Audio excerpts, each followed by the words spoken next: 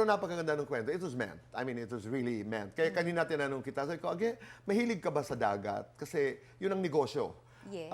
Yun ang negosyo ni Greg. Mahilig po ako, pero hindi ko na-imagine na may boatman akong na mapapangasawa ko. I love the way builder, I love the way you describe him. He's just as a boatman, but he takes Mr. care. Boatman. He builds. He Yes. services. You know, Yes. yun ang kanilang negosyo. Pero talagang exposure mo talaga dagat. Talaga, Tito Boy. Oo. Naaamoy ko siya. At yung asawa ko nakakaamoy ng ulan yun pag uulan na. Yes, sasabihin niya yung mga sinampay, uulan. Sabi ko, paano mo alam? Naaamoy ko. Naaamoy mo yung ulan? Grabe. Grabe, no? At saka sabi ko, kung hindi mo rin kilala si Greg, hindi mo siya pagkakamalang may foreign blood. Hindi. Ang tingin ko Pinoy. Kala mo talaga Pinoy na Oo. Pinoy. Kasi kulay. Hindi. Pati magsalita, diretso naman siya magtagalog. Magtagalog. Galing naman. Yun ang gusto ko, Tito Boy. May halo, pero nagtatagalog. Kasi kung English yun, hindi to nauwi sa kasalan. Hindi kami nagkaintindihan. Hindi, palagay ko lalaban pa rin tayo. Hindi ko rin sure. Maaari. Kasi syempre, pag sinabi mo Australian, di ba, maputi, iba ang... Yes. Look. Pero alam mo, Tito Boy, pinag-pray ko yan Di ba meron kang parang mood board na Yeah, tinatawag, right. yung ganyan. Gusto ko Australian. Oh! Gusto ko Australian. Gusto ko Virgo. Virgo siya. September 7. Yes. Yes. Tapos gusto ko nagi-yoga, mga ganun, nagi-yoga. Tapos gusto ko nga mahilig sa dagat. Taga-dagat. Noong una nga, hindi ko masyadong pinapansin pa kasi nga sabi ni Z, 'di ba? Oo. Baka ma-inlove ka, huwag mo munang bigyan masyado ng attention. Sabi ko, kalma. Tapos narinig ko, may nagtanong, kailan birthday mo? Tapos sumagot siya, September 7. Virgo. Humikot yung ulo ko, Tito Boy. Virgo ka? Ay, Oh. parang umano na ako, nag-invest na ako. Pero sa lahat, alam mo ikaw, sa lahat ng lahi, bakit Australian ang winish mo? Ay nako, Tito Boy, pag nandun ako, cute na cute ako sa kanila. Ay, hilig ko bumisita dyan noon, nung single ako. Okay. Tapos tinatawag ko sila, cute face!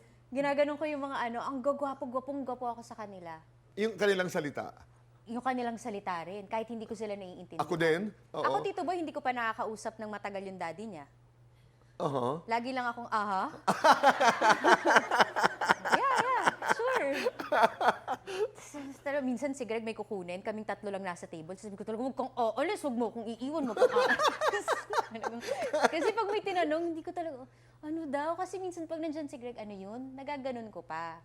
Tapos sasabihin sa akin ni Greg, tapos masasagot ko siya. Pero marami naman, karamihan sa atin, nahihirapan talaga intindihin. Ang thick talaga ng accent nila. Iba talaga. Kahit sino, you will have to ask them to repeat what they say. Di ba? Iba talagang Yes, pananalita. yes. Pero nakakatawa. How is he as a husband?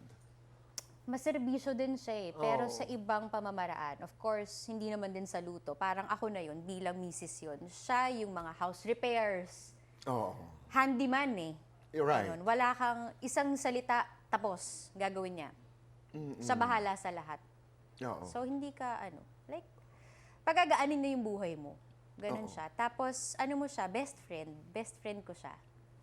Napag-uusapan namin lahat. At ang gwapo. Si cute face. Rare Pokemon ko yan, Tito Boy. Yan ang tawag ko sa kanya. Oo. Seloso? Hindi. Hindi Okay. Hindi. Ikaw din naman hindi. Hindi din. Kaya nga. Well, hindi naman niya ako binibigyan ng Dahilan. para magselos. Wala talaga. Ano yung dynamics ng relasyon? Kayo ba ay nag-aaway minsan? Bihirang-bihira. Bihira. Minsan nang-aaway na lang ako Para lang masabi. mag-aaway kami. Kasi minsan parang hindi naman tayo nag-aaway. Oo. Magawa ako ng dahilan. Pero, Mababaliw-baliwan ako, ganun. Mamiss ko na umarte, kaya arte ako sa kanya. oo. Hindi, nakikita yung mga vlogs. Minsan nakatayo lang, minsan nanonood lang. Ay, ganun Hindi lang tahimik. Oo. Pero chismoso, kaya swak kami. talaga? Oo, mahilig sa chika yan. Okay. Oo. Yan ang unbonding namin yan. Minsan uuwi ako. Alam mo ba? Okay. Ganto ganyan. Ako, hindi ko tatantanan talaga. Dire-diretso yung bunganga ko. Tapos talaga namang siya kumakain yung kinig na kinig. Sabi ko, Okay. Pero siya ba, minsan umuwi na may baon din? meron din. Ayun. Kailangan meron din. Kailangan may pasalubong sa akin, di ba? Pero yung sa neighborhood lang namin, nag-away si ganito, tsaka si ganyan.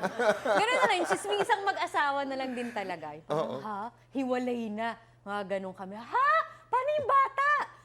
Okay. Ganun lang kami din. Oo. Sana Doting na-move ba on sa na. father? Ano po? Doting? Is he a Yes, doting father? yes. Like now, naiwan sa kanya yung bata, na kampante ako.